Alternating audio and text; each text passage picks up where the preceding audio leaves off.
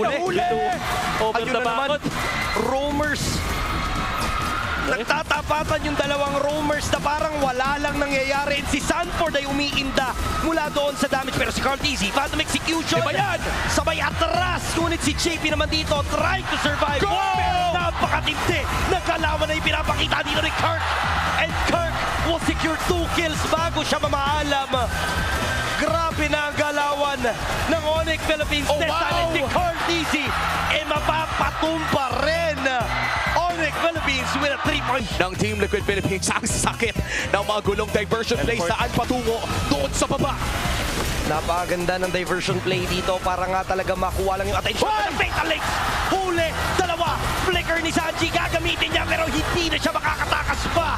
Unti-unti nang nauubos ang mga miyembro ng Team Liquid Philippines. And mukhang enough itong minion na kasama ng Onyx PH kung pipilit sila pero mukhang hindi papayag ang Team Wow! Liquid na basta-basta na lang matapos pero Tapos na lang din nag-comment kay Teddy, kay Savera, I mean. That's one thing na commendable naman para sa Tia Brusco! Brusco! Ang dami ka! Ang dami!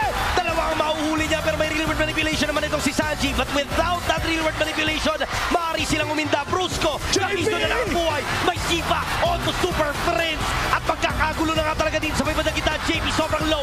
Siya'y mabibigyan. Sanford as well. May ipit ata pero si Kirk ang sumasalo ng damage. That is gonna be a double kill para sa the-GOAT. And mukhang ang chance ni Carl Tizzy na patunayan kung bakit ito yung hero na nakapangalan sa kanya ang maniac para sa the-GOAT. And si Brusco na lang ang matitira. 10 segundo para kay Super Prince. Nagkahanap bata ng Savage at Team Liquid Philippines pero gusto na nila yung laro. Kapiso ang buhay dito ng minions. Didepensa dito si Brusco. Hindi nakaba pa naman Super Prince. And hindi pa nila matatapos.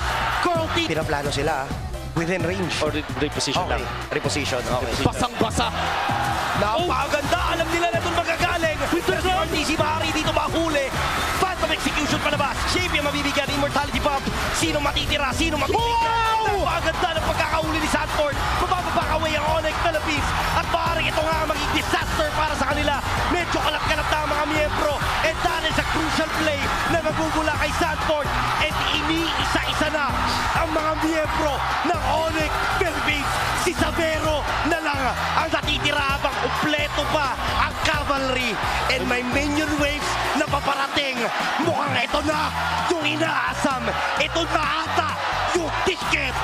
Si Savero susubukan tumipensa pero it's over.